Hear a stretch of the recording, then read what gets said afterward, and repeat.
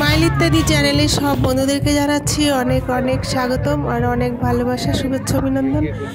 আমি একটা গ্রামে বিয়েবাড়ি সাজাতে গিয়েছিলাম।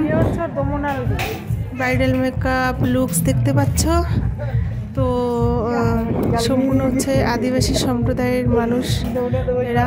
এই বোনটার অনুষ্ঠান হলো, আজকে বিয়ে হয়েছে।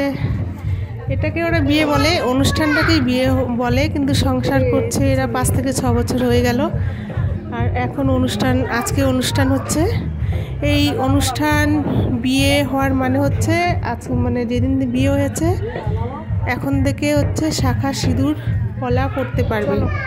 আর এতদিন সংসার করেছে 5 থেকে 6 বছর, এদের নিয়ম অনুযায়ী শাখা সিঁদুর কিছু করতে পারেনি। তবে দুটো বেবি আছে।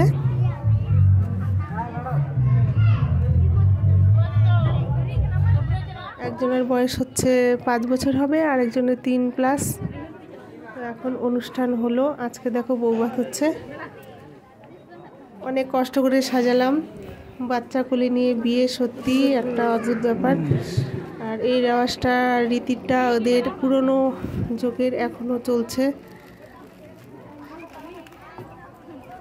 এদের সম্প্রদায়ের লোকেদের এই নিয়মটা এখনও চালিয়ে যাচ্ছে ওরা।